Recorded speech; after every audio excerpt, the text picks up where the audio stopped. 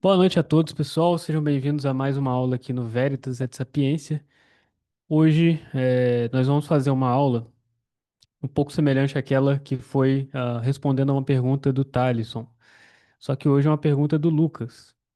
Então, eh, o Lucas fez uma pergunta e ele está achando que a pergunta dele não está muito clara ainda para ele fazer aqui com todo mundo, né, e tudo mais. Mas eu acho que está claro o suficiente. Então, Lucas, vou te colocar contra a parede de surpresa aí. Repita a sua pergunta.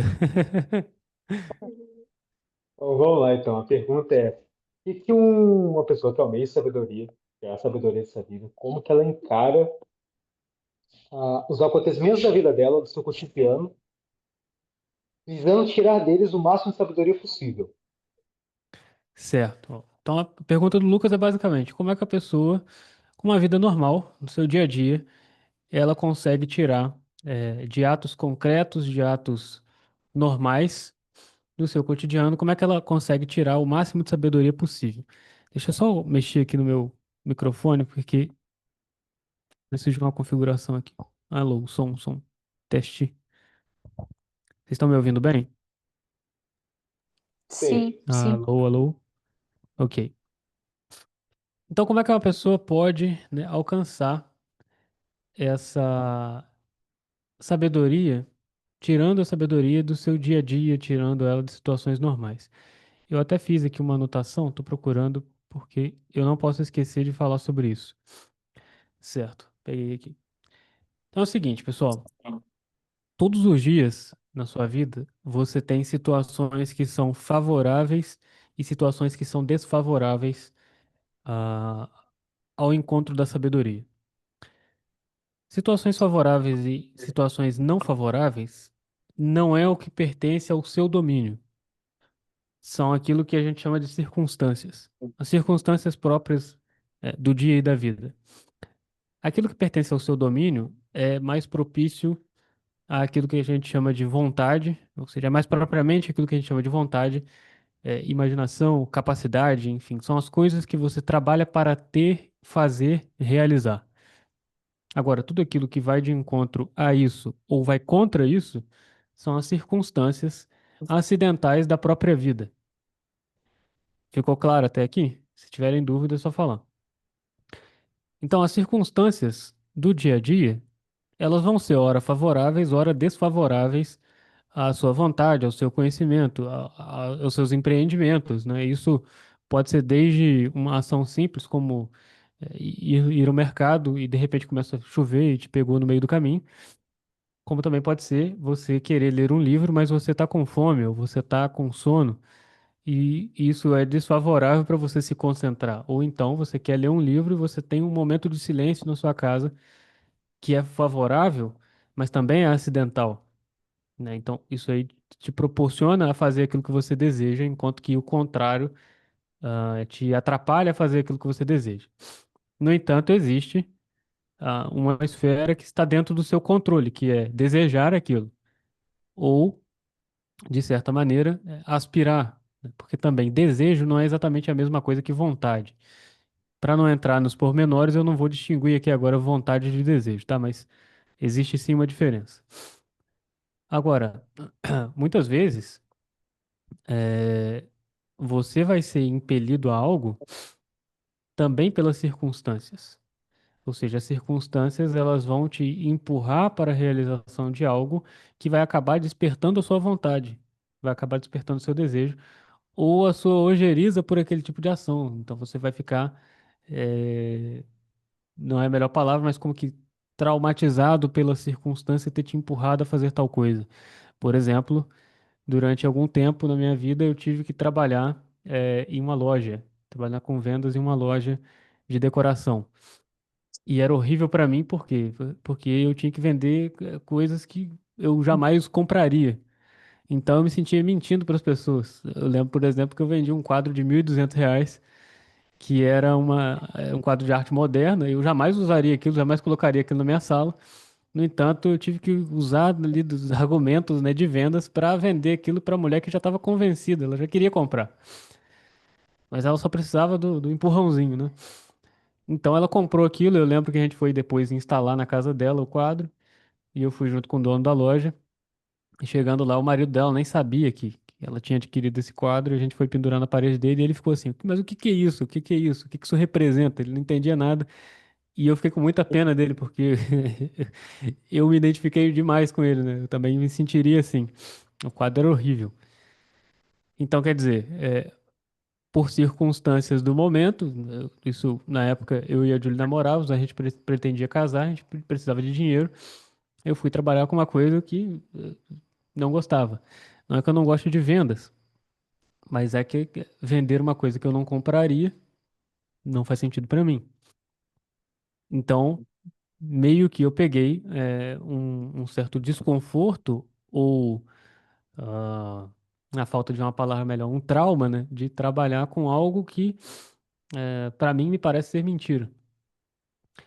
Então, nesse sentido, as circunstâncias elas também vão dar para nós uma inspiração de algo que a gente possa passar a ser desejável a partir da circunstância, não da gente mesmo, ou passar a não ser desejável, né? Porque você vai experimentar uma coisa que não tem nada a ver com você.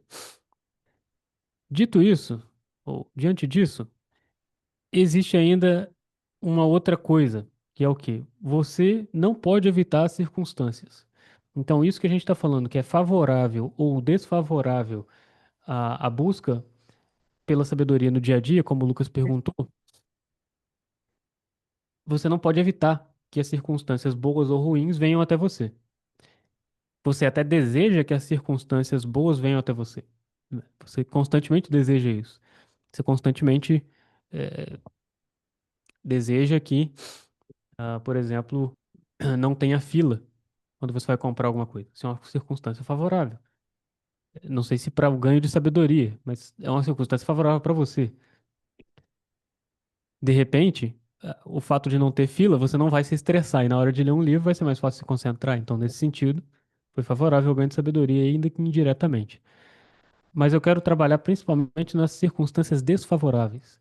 Porque as circunstâncias desfavoráveis são aquelas que a gente presta atenção. A gente raramente presta atenção nas circunstâncias favoráveis. Nós geralmente prestamos mais atenção nas desfavoráveis. Então, diante de uma circunstância desfavorável, que é a verdadeira pergunta do Lucas, a verdadeira pergunta dele não é simplesmente, como é que eu posso no dia a dia observar as coisas e ganhar mais sabedoria? Não, a verdadeira pergunta é, como é que eu posso na contrariedade do dia a dia, na dificuldade do dia a dia, nas coisas que eu não enxergo possibilidade de tirar algo dali, como é que eu posso dali tirar a sabedoria ou encontrar um caminho para ela? Essa é a verdadeira pergunta. Exercitando, inclusive, parênteses, aquilo que eu falei algumas aulas atrás de encontrar a verdadeira pergunta, lembra? Então, aqui está a verdadeira pergunta. Aqui está a investigação que ele realmente quer fazer. Aqui está a investigação que ele realmente vai fazer. Se ele for buscar essa pergunta, ele vai ter que, se ele for ler livros sobre isso, ele vai ter que buscar esses livros tentando encontrar a resposta para essa pergunta. Essa é a verdadeira pergunta. Então, diante da contrariedade, nós temos dois movimentos. Um é o movimento natural e o outro movimento é um movimento trabalhado. Qual é o movimento natural diante da contrariedade? Se sentir contrariado, porque você está indo numa direção e a coisa está indo na direção oposta, ou está pelo menos te desviando daquele caminho. Não necessariamente oposta, mas está tornando mais dificultoso. Você tem que dar uma volta. Não é como, é, né, você está num caminho dentro de uma floresta, enfim, cada momento tem uma árvore na sua frente, você tem que dar uma volta nela. Não é a mesma coisa que você topar com uma cachoeira ou um paredão de pedras, né? E aí é muito mais difícil. Então, o que acontece é que diante dessas circunstâncias favoráveis, aliás, desfavoráveis, imediatamente a sua primeira reação vai ser eh, só enxergar a parte desfavorável. Vai ser só enxergar a dificuldade. A primeira coisa, a primeira reação que a gente tem é algum tipo de fuga. Agora, essa fuga, ela pode ser física, ela pode ser mental, ela pode ser intelectual, ela pode ser verbal. Então, por exemplo, o que que é você aconteceu alguma coisa e você coloca a culpa em alguém, mesmo que ninguém tenha exatamente culpa. Isso é uma fuga verbal, de uma situação que é como um paredão de montanha. Quer dizer, não tem como você desviar, não tem como escalar, não tem como, aquilo está na sua frente. Então você não tem como fugir daquilo. Você topou com essa dificuldade. A sua única fuga é soltar uma palavra, é reclamar, é soltar algo que está dentro de você. Então é uma fuga verbal. Esse é um movimento mais natural. Nós vamos tentar fugir imediatamente. O segundo movimento, e aí requer um esforço, o segundo movimento é você, é, não é você se deixar vencer pela coisa. Você pode se reconhecer como vencido, certo? Você pode se reconhecer como vencido. Peraí, não, é tudo bem, essa situação aqui não tem como eu contornar.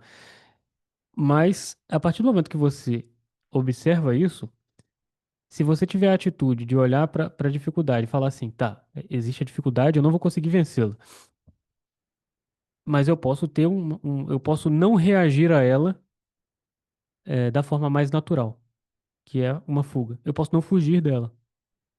E quando você não foge dela, numa grande parte das vezes, ela se torna menos desfavorável.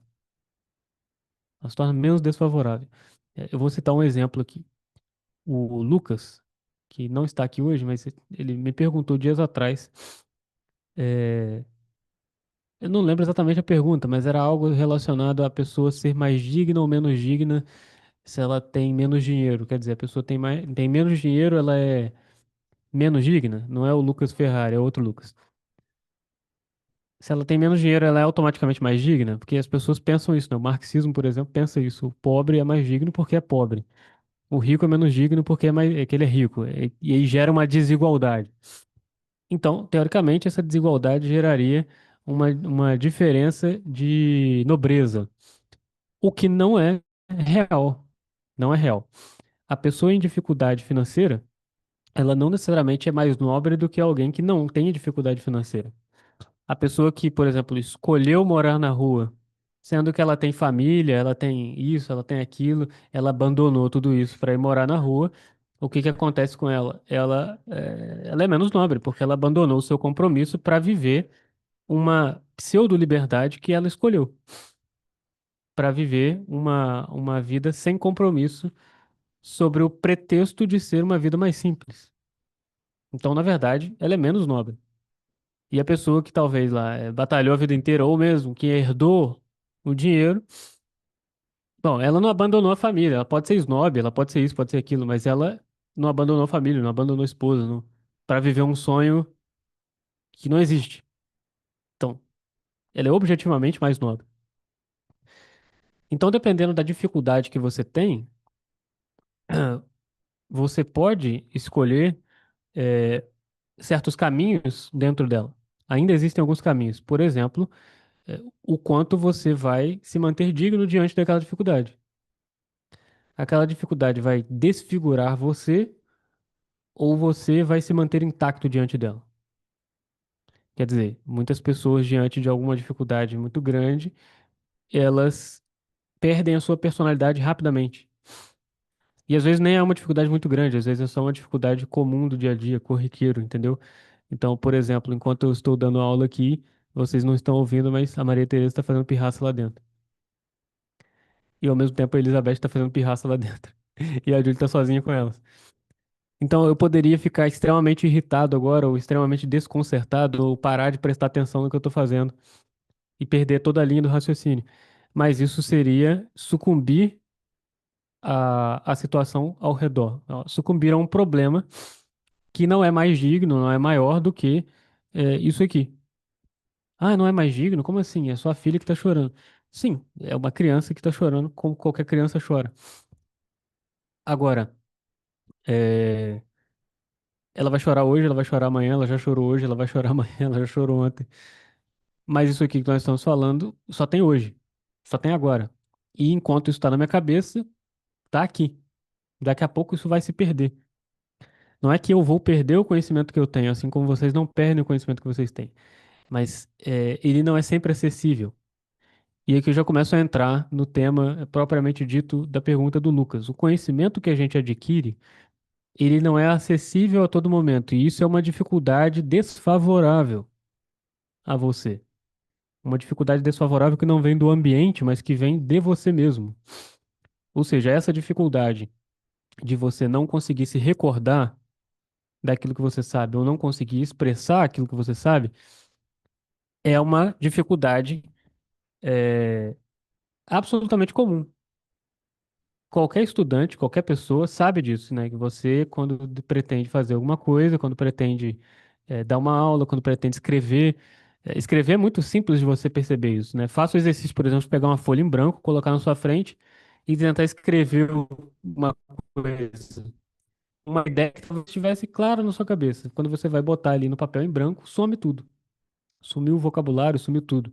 Quer dizer, você não consegue traduzir o conhecimento que você tem, efetivamente tem, em uma expressão.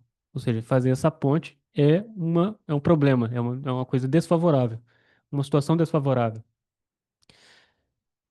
Desfavorável para quê? Você vai perder o conhecimento? Não, desfavorável para tomar mais consciência dele. Todo mundo sabe que quando você ensina uma coisa, você se torna mais consciente daquilo. Você aprende também. Então, a expressão do conhecimento, se você não consegue fazer isso ou tem extrema dificuldade, isso é desfavorável para que você tenha mais raiz nesse conhecimento. O primeiro passo, portanto, para você alcançar uma, um maior aproveitamento da sabedoria é se dar conta da que você já tem. Porque você já tem muita sabedoria. Se você tentar escrever tudo que você sabe, não caberia em uma coleção de livros, de 50 livros. Tem muito mais. Tudo que você sabe, imagina tudo que você sabe, tudo, tudo. Absolutamente tudo. É até intraduzível, quer dizer, em última análise, cada ser humano ele é uma espécie de universo é, interior. E isso pela própria estrutura humana, eu já falei para vocês aqui que a alma humana, por ser imortal, você vai durar mais do que toda a história. Então, por natureza, você é maior e abarca tudo isso. Ainda que neste momento não pareça, que você está no tempo. Mas a sua constituição como ser já é maior, porque ela tem um fator que é atemporal, enquanto tudo que te cerca é temporal. Então, de certa forma, de uma certa maneira, mesmo as situações desfavoráveis, elas são desfavoráveis por algum momento, porque elas têm esse defeito. Elas duram momentos, você não dura momentos, você dura a eternidade. Então, até mesmo recordar-se disso diante das situações desfavoráveis faz com que ela seja menos desfavorável, porque ainda que ela seja invencível, quer dizer, você não pode fazer nada contra ela, uma hora ela vai acabar e você não vai, entendeu? Ah, você pode morrer antes que uma situação desfavorável se resolva na sua vida. Sei lá, você tem uma dívida milionária e você morreu e nunca conseguiu pagar a dívida, nunca conseguiu, melhorar de vida e tudo mais. Tudo bem, mas agora que você morreu, não é você que acabou, é a dívida.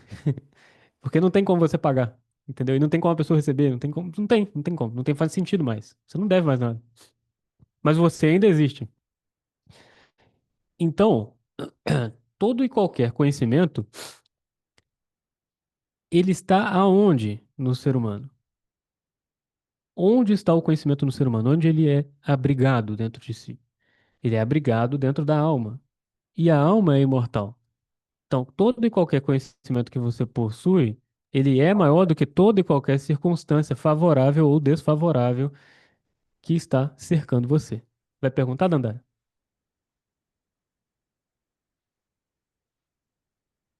Achei que você ia perguntar porque tá. Tinha tirado o mudo ali. Então, todo e qualquer conhecimento, pelo simples fato dele se localizar na sua parte, no componente mortal que você tem, ele já é, por natureza, superior a tudo e qualquer limitação deste tempo, justamente porque ele não vai carecer de tempo. Ainda que ele esteja numa circunstância de manifestação, ou seja, a inteligência que você tem, o conhecimento que você tem, ele está dentro de um componente mortal. mas você está numa vida mortal. Ou seja, a circunstância sobre a qual o conhecimento em você e a sua própria alma está submetido é variável. É uma circunstância de variabilidade. Quer dizer, num dia você está bem, no outro dia você não está. Num dia você tem cérebro, no outro dia você tem um AVC. E tudo isso é instrumento para manifestar esse traço do eterno. Se esses instrumentos não estão funcionando, ou eles têm algum problema, evidentemente, não é pela nobreza da coisa sozinha que vai funcionar, não importa a nobreza da coisa. Mas tudo isso é temporário. Então, ter essa primeira consciência, chegar a essa primeira consciência, é o passo número um para você entender que é possível, e é perfeitamente possível, alcançar a sabedoria no dia a dia. Agora, o que que é dia a dia? E aí eu quero que vocês coloquem aqui. O que que é dia a dia? O que que é cotidiano? O que que é rotina? Enfim. Qual é a visão de vocês?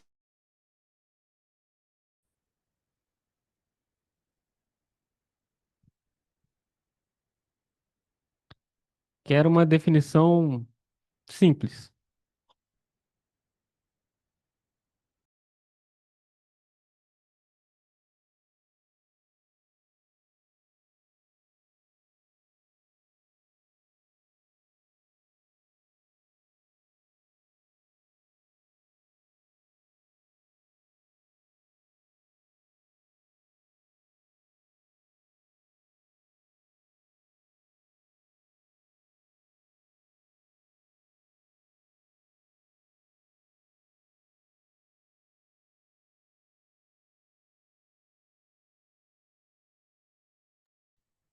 Ninguém?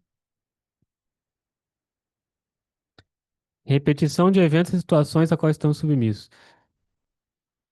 Mais ou menos. Porque isso entra na parte circunstancial, né? Então, assim, isso aí é circunstância. Não tem aí a sua parte de escolha. Nossa, tá ficando calor aqui. Não tem aí sua parte de escolha.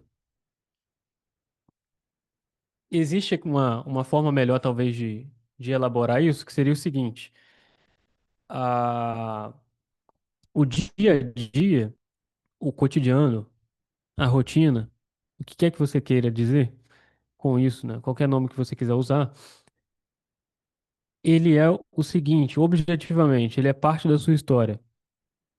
O seu dia é um componente da sua história, como se fosse um capítulo de um livro. E se ele é parte da sua história, ele é parte e ele é a sua história. O que que isso significa? Que o dia ele manifesta duas vezes a sua história.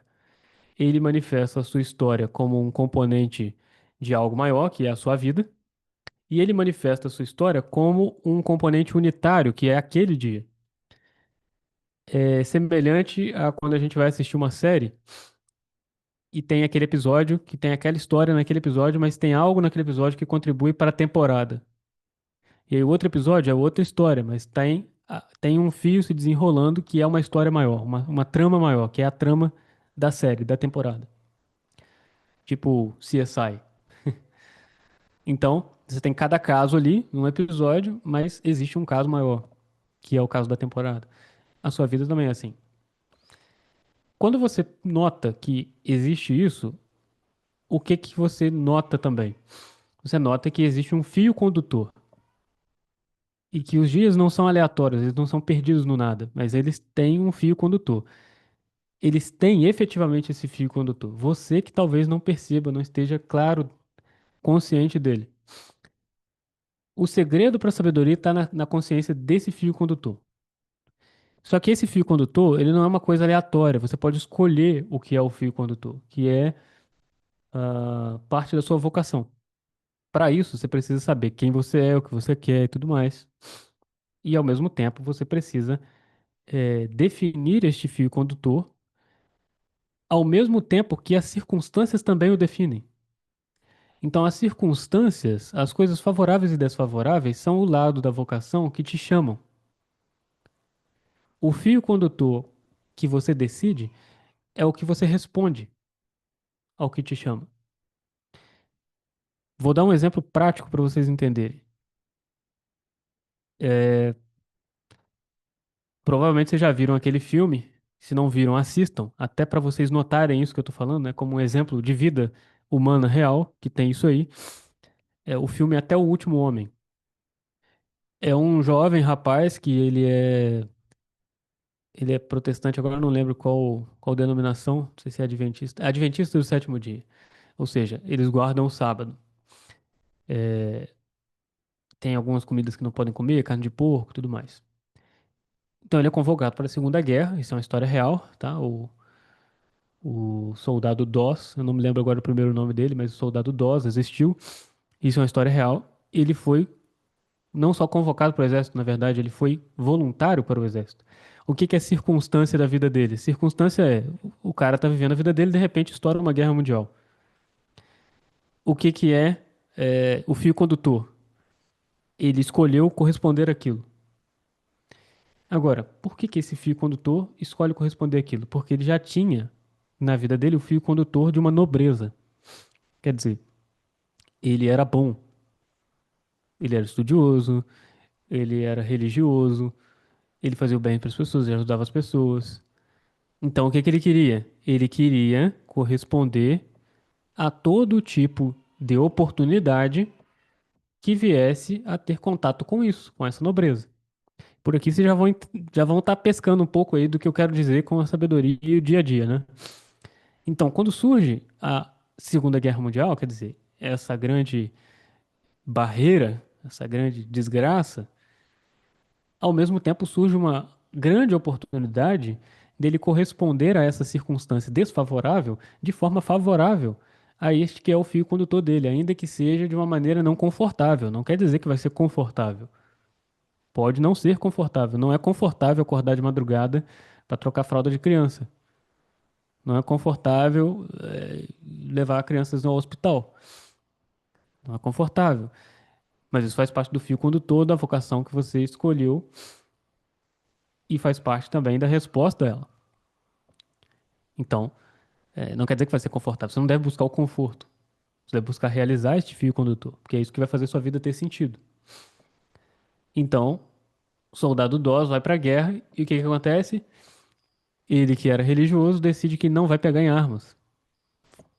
Não vai pegar em armas na guerra. Segunda Guerra Mundial, ele não vai pegar em armas. Não é que ele não vai matar, ele não vai pegar em armas.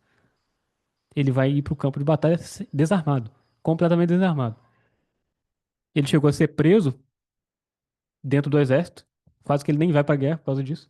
Perdeu o casamento dele, marcou a data e estava preso, não conseguiu ir, até que ele consegue uma liberação e vai para a guerra desarmado, servindo como médico, que denota, inclusive, até profissionalmente, esta linha condutora da sua vida. O que não necessariamente acontece em todo caso, nem deve acontecer, tá? Você não deve escolher a sua profissão necessariamente buscando realizar essa linha condutora, né? Por isso que, por exemplo, tem vários artistas, autores, poetas que morreram pobres, no entanto, deixaram um legado é, que não tem como apagar. Então, uma coisa não tem nada a ver com outra. Trabalho não tem nada a ver exatamente com o legado que você vai deixar, tá? Às vezes as coisas entram em uma consonância, mas a maioria das vezes não. Então, não procure isso. Se for possível, você procura. Se não for, paciência. Então, ele vai pra guerra e ele salva um monte de gente. Ele fica pra trás quando o exército recua e ele salva um montão de gente. Inclusive o comandante dele que mandou prendê-lo. Ele salva todo mundo. Salvou um montão de gente. Foi mais de 50 pessoas. E isso com um bombardeio japonês em cima do local lá. E depois que ele faz isso, ele volta, ele se casa, e quer dizer, ele cumpriu sumamente, maximamente, aquilo que era o fio condutor da vida dele. E por que que ele conseguiu fazer isso? Porque no dia a dia ele já cumpria, ele já estava consciente e já cumpria isso. Então, para você fazer isso na sabedoria, é a mesma coisa. Você precisa, no seu dia a dia, entender que o dia é parte da sua história. Ao mesmo tempo, ele é uma unidade da sua história e, ao mesmo tempo, ele é parte do conjunto maior. Então, como é que você fica consciente desse fio condutor e de como enriquecê-lo no seu dia a dia? Você precisa ter em mente que o dia é uma história, é como contar uma história. Com o dia eu conto uma história. Que história eu quero contar? Eu quero contar a história de alguém que alcançou a sabedoria. Então, como é que tem que ser o roteiro do meu dia? O roteiro do meu dia é: eu acordei não sabendo tal coisa e eu terminei sabendo tal coisa. Todos os dias eu tenho que saber o que que eu sei de novo naquele dia. Ou eu tenho que saber o que que eu sei de mais profundamente, ou eu tenho que saber o que eu não sei, porque isso também faz parte da sabedoria, saber o que não sabe. É o passo número um. Para quem viu o vídeo que eu postei no YouTube, eu falo sobre isso. Então você tem que saber alguma coisa, ainda que seja que você não sabe alguma coisa, ainda que seja que você não sabe nada. Sair do dia sabendo o que sabe, de novo, é o passo a passo para a sabedoria. Claro que existe ainda muito mais que a gente pode abordar, existe ainda muito mais coisas, existe muito mais conteúdo, mas você precisa, antes de me ouvir falando o que que é para fazer, você precisa observar isso com os próprios olhos, precisa entender isso. E aqui vai um conselho prático para você fazer isso. O conhecimento, ele funciona muito mais como corrente do que. Não pensei aqui num comparativo melhor. Ele funciona muito mais como uma corrente que como moedas, tá? Ignora aí que não faz muito sentido por enquanto, mas vai fazer. Quando você pega uma moeda, você pega uma moeda. Agora, quando você pega o elo de uma corrente, você pega todos os eles. Todos eles vêm juntos. Então, você não tem que buscar o conhecimento e a sabedoria no sentido de que você cata moedas. Quer dizer, hoje eu quero este conhecimento aqui com este valor. Amanhã eu quero com aquele valor. Isso e aquilo, como quem cata moedinhas. Você tem que tentar formar uma corrente. De tal forma que o que você aprende hoje, ainda que não tenha muito a ver com o assunto de amanhã, você consegue prendê-lo numa consciência maior, de tal forma que quando você puxa aquilo ali, vem uma série de outros conhecimentos. Vem uma série de conhecimentos. Vem uma consciência. É como se, é o seguinte, o material dessa corrente é a sua consciência, ou o formato do elo. O formato do elo. O formato do elo quer dizer aquilo que prende o outro, aquele formato. Se ele fosse assim, ele não se prenderia. Porque é pouca consciência, muita consciência faz prender um conhecimento ao outro. E quando você tem essa consciência, você sabe que aquela corrente ela não se perde mais. Esse também é o segredo para a memória boa, né? Existem várias e várias e várias técnicas de memória, mas uma das melhores é você amarrar o conhecimento de hoje ao de ontem. Por quê? Alguém falou em determinado assunto, é igual, é que nem lembrar de música. Uma pessoa fala uma palavra, você lembra de uma música, né? Minha mãe era muito assim quando eu era criança, até me irritava. Eu lembro que eu falava com ela: não posso falar uma palavra com você que você lembra de uma música e começa a cantar. Então, era bem assim. Então, assim, a pessoa que ela faz isso por muitos anos, e, gente, é muitos anos, tá? A pessoa que faz isso por muitos anos é aquele tipo de pessoa que quando você senta pra conversar com ele, parece que dá pra você falar de qualquer coisa com aquela pessoa. Vocês já tiveram experiência disso? Parece que a pessoa parece que ela sabe de tudo. Ela é um Google ambulante. Por quê? Porque ela tá acostumada, já de muito tempo, a não catar moedinhas no conhecimento. O que que é catar moedinhas no conhecimento? É, é tipo conhecer as coisas por curiosidades. É tipo não, é exatamente isso. Por exemplo, você tá no Instagram e de repente você vê um Reels com alguém falando assim: você sabia que isso assim, assim, assim, assim? Aí você fica: nossa, olha, aprendi uma coisa nova. É uma moedinha aquilo ali, entendeu? Talvez assim, numa conversa, alguém fala sobre aquele assunto e você sabe jogar aquela moedinha. Mas se a pessoa te perguntar mais, você não sabe. Por quê? Porque não tem profundidade, não é como a água que tá no fundo de um poço e você tem uma corrente amarrada num balde que é só você puxar e você extrai aquela água de novo e bebe dela novamente. Talvez um pouco nesse sentido, Jesus fala para aquela mulher no poço, né, que a água que ele der é a água viva. Quem bebe dessa água não tem mais sede, quer dizer, ele é a sabedoria encarnada, ele é a verdade encarnada. Quem bebe da verdade não tem necessidade mais de opiniões ou curiosidades. Quem bebe dessa água tem já aquilo que mata a sede. Então a pessoa que está em busca da verdade, da sabedoria, ela está em busca daquilo que mata a sede. Só que isso está muito no fundo. Está muito no fundo. É um poço muito fundo. Você não alcança isso de qualquer forma. As pessoas pensam que elas podem alcançar isso com fórmulas mágicas. O que que seria essa fórmula mágica? Jogar uma moedinha dentro do poço desejando saber as coisas, entendeu? Que é o que muita gente faz, inclusive. Joga uma moeda num poço, numa fonte de água e deseja alguma coisa.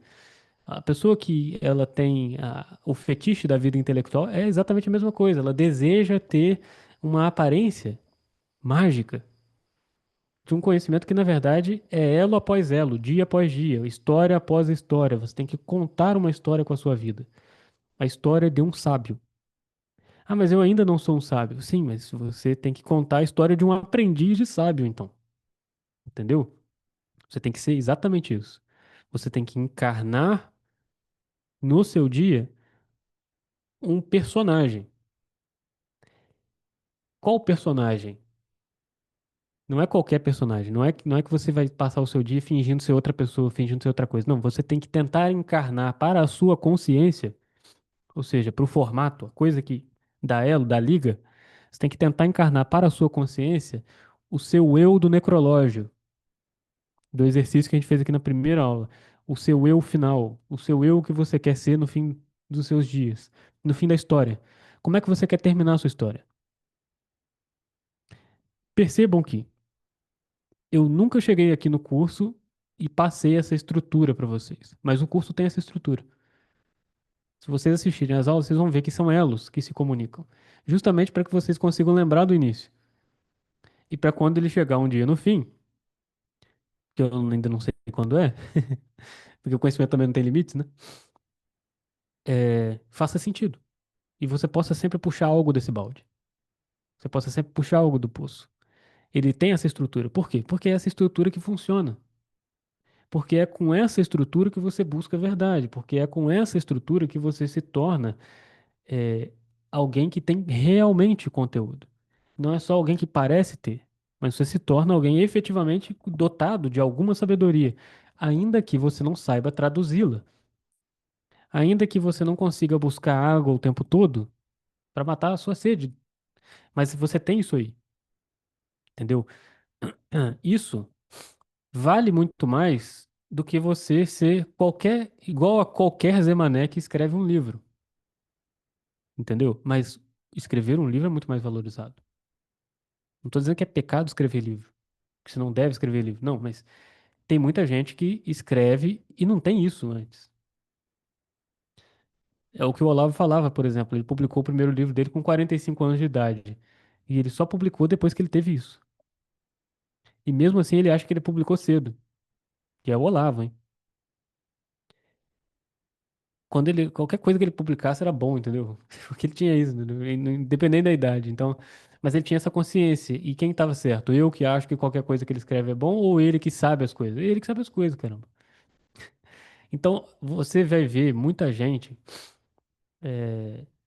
professor disso, professor daquilo, filósofo disso, filósofo daquilo, entendeu? Ah, youtuber, é isso que é aquilo, gente que é convidada da palestra. E tudo bem, a pessoa pode ser realmente intelectual, mas existe uma diferença entre intelectual e sábio. E intelectual não necessariamente é sábio. E um sábio não necessariamente tem vida intelectual. Eu sei que isso parece contraditório, mas não é contraditório. Você acha que Pedro, o apóstolo, tinha vida intelectual? Quem tinha vida intelectual era São Paulo. São Paulo tinha vida intelectual. Pedro não tinha. Pedro era pescador. E Pedro, ele tinha uma sabedoria gigantesca. E Paulo também. Se você for fazer uma comparação, por exemplo, com as metáforas e os exemplos que Paulo dá e que Jesus dá, você vai ver que os exemplos de Jesus são muito mais simples. Ele fala das ervas do campo, ele fala dos animais, ele fala das plantas, ele compara com aquilo que ele via no dia a dia. No entanto, vamos ignorar aqui, ignorar no, num bom sentido. Vamos ignorar que ele é Deus. Vamos pensar que a gente está lá e a gente não sabia disso, a gente está vendo só um homem. Ele era dotado de uma sabedoria inquestionável. Agora, qual é a fonte dessa sabedoria do lado humano? Qual é a fonte humana dessa sabedoria de Cristo? Ver as coisas e prestar atenção nelas, ou seja, meditação. O segredo para você enraizar o conhecimento é meditação.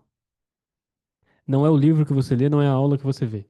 Uma aula e um livro têm a capacidade de expandir a sua cabeça, de expandir o seu horizonte de consciências e até de te convencer de algumas coisas, por exemplo, de que Deus existe. Uma aula tem essa capacidade, um livro tem essa capacidade, uma exposição qualquer tem essa capacidade, se bem feita for. Agora, você tomar aquilo para si e deixar que aquilo produza frutos em você, você tem que regar essas raízes. E regar essas raízes é tomar da água da meditação. Quer dizer, você precisa olhar repetidamente e intuitivamente para isso. Intuitivamente não é você achar alguma coisa, não. Intuir é pegar alguma coisa. Pegar algo daquilo ali. Intuir, no sentido original. Então você precisa ter este olhar contemplativo. Para ter um olhar contemplativo, você precisa ter ordem interior. Para ter ordem interior, você precisa retirar todas as circunstâncias desfavoráveis que você mesmo coloca. Como eu disse no início, tem circunstâncias desfavoráveis que são da realidade. Tem outras que você coloca. Celular, por exemplo. Rede social. Notificações. Joguinhos. Qualquer coisa que rouba a sua atenção está roubando de você a sua consciência. Qual consciência? A consciência linear da sua história, que é o que dá sentido a ela. Sentido até num significado de direção mesmo, que conta para onde você está indo. Distrações te roubam a capacidade de contemplar. Porque a capacidade de contemplar nada mais é do que tirar coisas do seu órgão contemplativo e colocar outras no lugar. E o que que é seu órgão contemplativo? É a sua alma. Então você tira coisas da sua alma, coisas que são as distrações, os lixos, os desgastes, deste órgão contemplativo e você coloca outra coisa no lugar, que é o quê? O objeto a ser contemplado. Só que o objeto a ser contemplado, por ser de natureza é, espiritual, no sentido de que ele não é físico, sabe? Você não está contemplando necessariamente aqui o livro, neste sentido que nós estamos falando aqui, você está contemplando verdade, você está contemplando conhecimento, sabedoria, esse assunto que a gente está falando. Se fosse o caso de contemplar a natureza, aí seria um pouquinho diferente, mas depois eu posso falar sobre isso. Mas no caso de estar contemplando o que a gente está contemplando aqui, que são coisas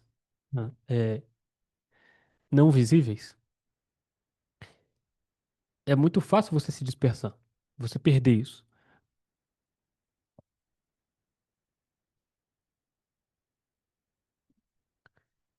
Então você precisa seguir esse movimento de jogar fora algo, colocar algo dentro do lugar. Durante algum tempo, durante alguns anos, para ser sincero, para que isso que não é físico se torne presente para você, como se você visse com os seus olhos.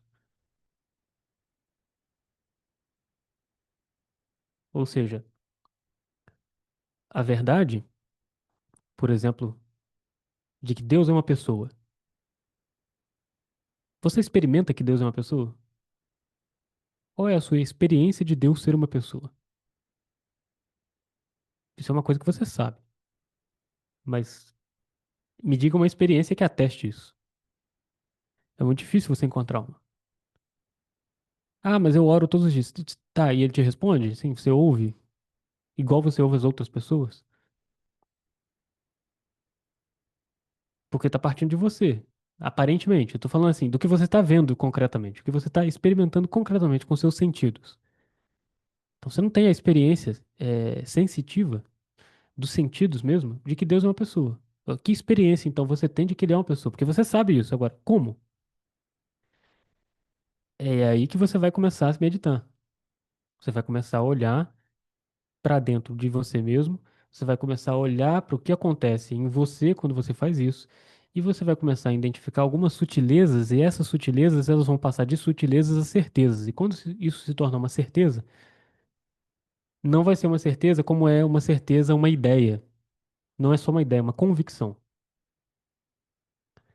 Uma frase que eu li um tempo atrás eu achei fantástica, e é muito verdadeira, é o seguinte: as pessoas não fazem mais catedrais porque as catedrais medievais eram feitas por homens que tinham convicções e não ideias. Quer dizer, a pessoa tinha tanta convicção de que a Eucaristia é real que o cara constrói uma igreja daquele tamanho que leva 500 anos para ser feita. 500 anos é a idade do Brasil. É o que o Brasil tem de país, entendeu? E é o tempo que os caras levaram para construir uma catedral. Isso é convicção. Então, os pedreiros medievais, eles tinham muito mais contemplação, vida contemplativa, do que o Zé Mané do Instagram, que é doutor, que é isso, que é aquilo, que vende curso de como você fazer, não sei o que lá, entendeu? Não estou dizendo que isso é negativo. O que eu estou dizendo é que as pessoas olham para isso com uma magia, pensando que adquirir o conhecimento que essa pessoa tem, por exemplo, é como jogar uma moeda num poço, fazendo um desejo. Mas não é assim. É trabalho árduo. É trabalho que leva tempo. Você tem que forjar o elo da corrente, unir ele, martelar ele todo dia. O que que é martelar? É você meditar. Vamos botar isso aqui num passo a passo simbólico. O que que é o material da corrente? Né? Esse metal maleável, mas ao mesmo tempo é duro. É a verdade que vai ser contemplada, é o conhecimento que você deseja. Você precisa botar ele no formato adequado. Depois você precisa botar o elo, quer dizer, o formato adequado é a sua consciência daquela verdade. Martelar, ou seja, prensar, porque os elos vêm abertos, né? Não é igual o mágico que faz assim e tá lá dentro, né? Ele vem aberto. Para você unir, você tem que apertar, você tem que martelar, você tem que fazer força. Essa força é a meditação. E quando você vai fazendo isso, vai fazendo isso, vai fazendo isso, com diversas áreas de conhecimento, elas depois vão se encontrando. Então, se você estuda muita história, depois você estuda muita arte, muita filosofia, daqui a pouco isso se encontra e você monta um panorama, por exemplo, de uma época, onde você consegue ver não só os fatos, não só como era a arte na época, não só como eram as ideias da época, mas você entende como isso aqui se integrava. Existe um livro sobre a Primeira Guerra Mundial, que é o melhor livro sobre a Primeira Guerra Mundial, inclusive, que ele é feito assim. O cara demorou anos e anos e anos de pesquisa de tudo quanto é coisa, tudo quanto é assunto. Até o estilo musical da época, o cara investigou para que ele montasse o panorama mais real, mais verdadeiro, mais fidedigno ao que foi a época da Primeira Guerra Mundial. Infelizmente, agora, no momento crucial de falar o nome do livro, agora que todo mundo ficou curioso, eu esqueci.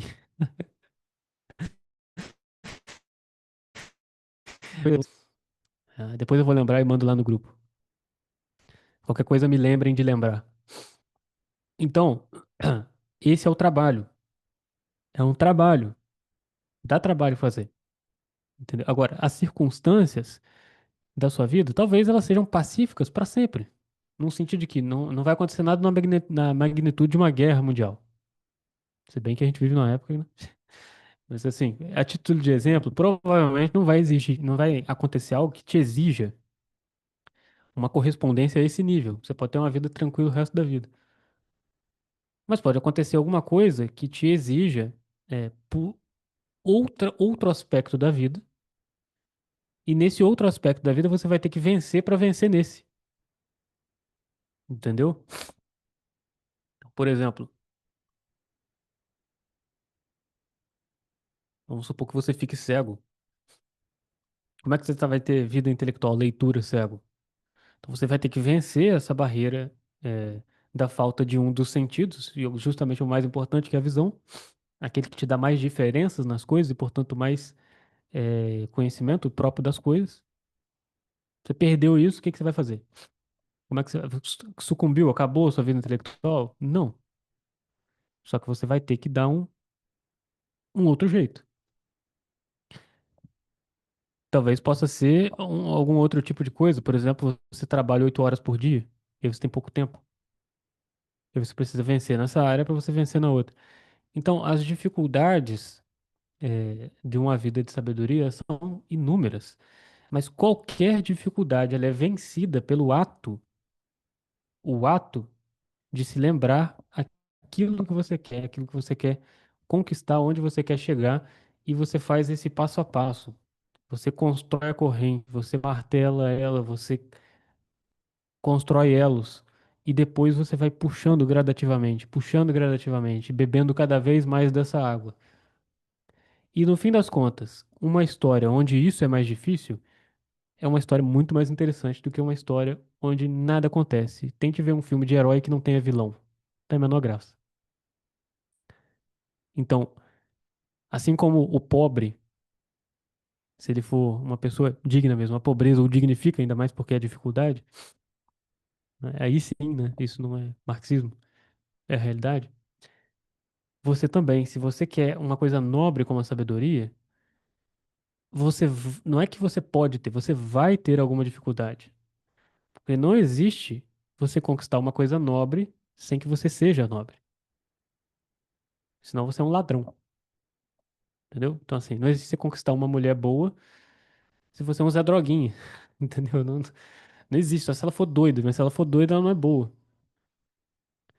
Então, a sabedoria, ela resiste àqueles que querem ela fácil demais. A sabedoria se derrama sobre aqueles que madrugam sobre ela. Isso, inclusive, está escrito no livro da sabedoria ou na Siddhartha, agora eu não me lembro. Inclusive, na próxima aula nós vamos comentar sobre isso. E percebam como eu montei até o clube do livro para que forme elos com o que a gente fala aqui, entendeu? Então, esse é o método que está por trás de tudo. É, é o que algumas vezes eu já falei para vocês. Tem coisas que eu ensino aqui, mas que o que é mais precioso não é o que eu estou falando, é o que a gente está fazendo. Essa é uma delas, por exemplo. Você não está consciente do que você está fazendo, mas você está fazendo. E daqui a alguns anos fazendo isso, ou alguns meses fazendo isso, você já vai perceber: caramba, eu estou mais inteligente, mas eu nem lembro de ter estudado tanto assim. Mas você está mais consciente da inteligência que você já tem. Porque eu montei de uma forma que você consiga resgatar, puxar a corrente. Entendeu? Então isso é pensado. Não é aleatório. Não é cada semana um tema aleatório. Pode ser aleatório, mas ele é como um episódio. Entendeu? É o negócio lá que eu falei. É como um episódio que tem a sua própria história, mas ao mesmo tempo que faz parte de algo maior. Por isso que qualquer pessoa pode entrar na escola da verdade a qualquer momento que ela vai entender as coisas, ela não vai se perder. Entendeu? Você pode pegar esse curso aqui a qualquer momento, porque cada aula faz sentido dentro de si mesmo e faz sentido dentro do elo maior. Quem percebe esse elo maior, claro que ganha muito mais. Mas se você percebe cada aula aqui e consegue tirar alguma coisa dela, que é o exercício que eu falei, sair do dia sabendo o que soube, sabendo o que aprendeu, sabendo o que sabe agora, o estado do seu nível de sabedoria, você vai tirar proveito disso. Então, dito isso, acho que está dito boa parte do que a gente poderia falar sobre esse assunto. Não é tudo, mas eu acho que é o bastante por hoje. Alguém tem alguma pergunta ou perguntas? Pode ficar à vontade aí. Até porque a minha garganta também está começando a arranhar. E eu preciso dela para dar mais aulas. O que se torna uma circunstância desfavorável para mim. Perguntas, pessoal, pode colocar aí no chat. Pode ficar à vontade para abrir o microfone também.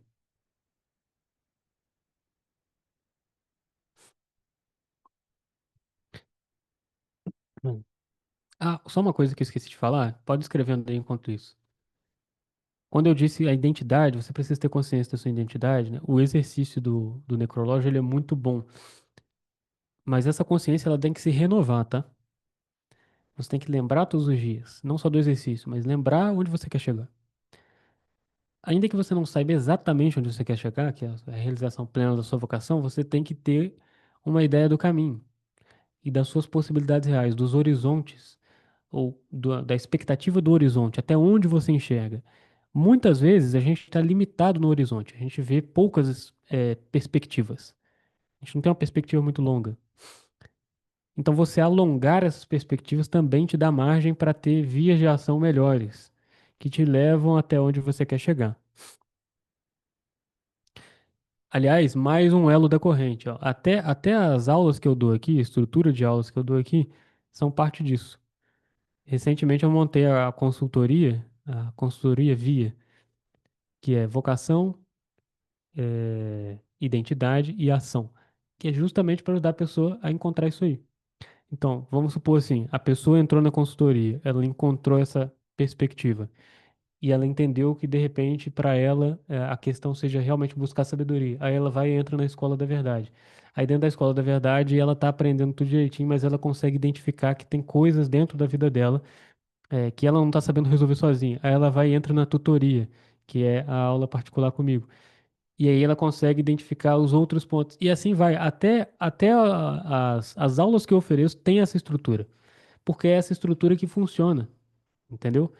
É essa estrutura que funciona. Você precisa olhar para o trabalho intelectual que você faz com essa estrutura, em qualquer coisa que você vai fazer. Até nos livros que você vai ler. Porque é isso que funciona. Vamos lá, perguntas.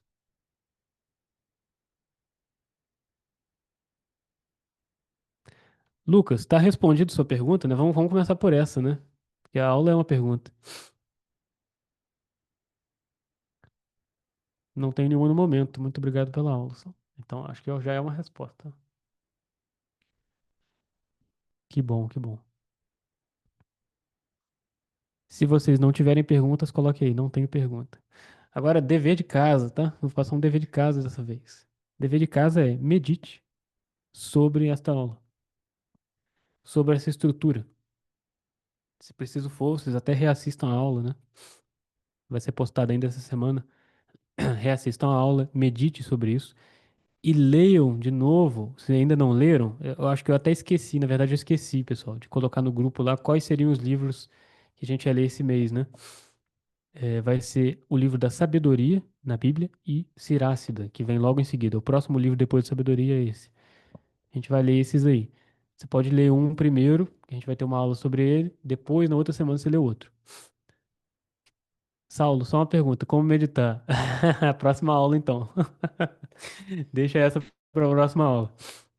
Senão demandaria todo o tempo que a gente gastou aqui só para explicar essa. Vamos deixar para mais para frente essa pergunta aí. Mas lembre-se da estrutura que eu falei. De certa forma, eu já respondi isso aí, né? Meditar é você tirar alguma coisa e colocar outra no lugar. Então, você tem que começar por tirar aquilo que é negativo, ou seja, aquilo que embaça a sua visão. E depois tem que começar a olhar para as coisas. Os livros são o livro da sabedoria, o livro da Bíblia da sabedoria. Quer ver, ó? Vou dizer onde é que tá. Depois de Provérbios, você tem Eclesiastes. Depois de Eclesiastes, você tem Cântico dos Cânticos. Depois você tem a sabedoria. Aí, depois da sabedoria, você tem Siracida, ok? Eu acho que tem outro nome para esse livro também, que agora eu não me lembro, mas na minha Bíblia aqui tá Siracida. É o Eclesiástico, é isso mesmo. O livro do Eclesiástico, também chamado de Siracida. É...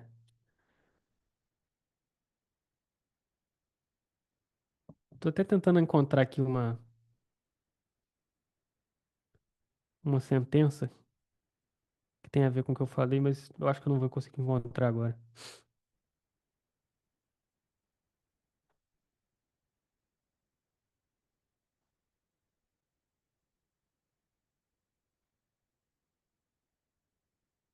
Não vou conseguir encontrar aqui agora, não.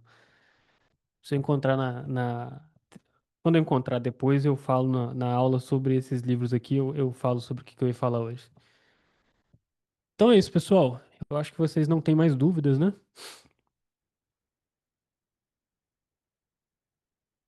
Vou dar mais um minutinho aqui para caso alguém tenha, lembre alguma coisa. Mas se lembrarem de alguma dúvida depois, enviem lá no grupo da nossa comunidade.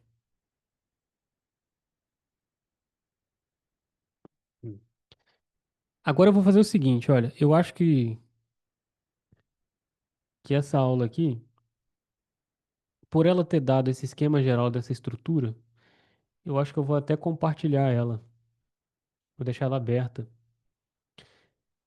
Eu vou pedir para vocês fazerem o seguinte: compartilhem essa aula com as pessoas. Vou postar ela no YouTube e eu quero que vocês compartilhem ela para a gente levar para mais pessoas esse conhecimento e também ajudar outras pessoas que têm essa dúvida, né? E de repente abrir portas para as pessoas entrarem aqui para a escola e conhecerem aqui o que a gente faz. Então vamos fazer isso. Posso contar com vocês? Caso eu não corte essa parte aqui no vídeo, se você está vendo isso aí no YouTube, compartilhe também, ajude as pessoas, mande no Instagram, grupos de WhatsApp, ok? Espero que todos vocês aí possam compartilhar. Se é um conteúdo que ajudou vocês de alguma forma, então me ajudem também compartilhando. Bom, pessoal, é isso. Um abraço a todos, até a próxima aula. Obrigado aí pela presença. Boa noite a todos e até a próxima.